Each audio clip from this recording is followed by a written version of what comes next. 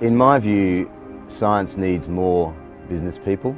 Business people can breathe life into the science. Business people are able to articulate that and turn it to something applied that people can actually use. My name is Hamish. I live in Perth in Western Australia. I guess you describe me these days as a commercial innovator and research director. So I've got a formal role looking after a research program for the Australian Institute of Marine Science. But also, over the last 5 years, I've been incubating and developing new ventures, largely around science. I think when I was small, I was pretty keen to be a marine biologist. Living in Western Australia as a kid, this place is an outdoors place. It's all about the water, sun, sea and surf.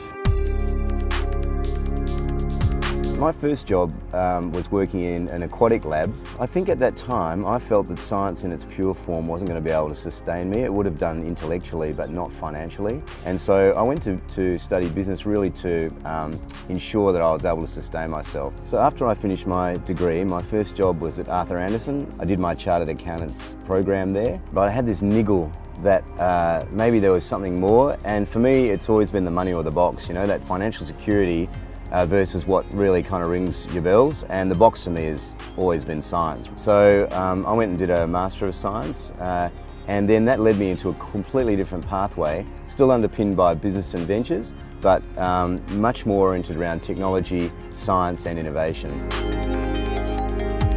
So I'm known as the shark man in the office, and the reason for that is that one of these ventures is very oriented around marine technology and the use of technology to mitigate the risk of shark attack. We commissioned the University of Western Australia to do some research work around what sharks can see.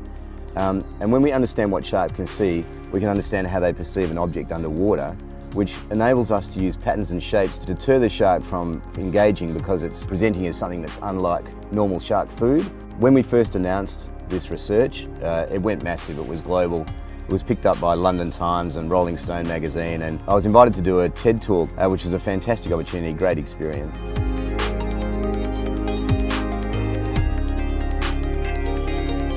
The really great thing about science is that you only need to step off the path a little way and you're in a completely new domain.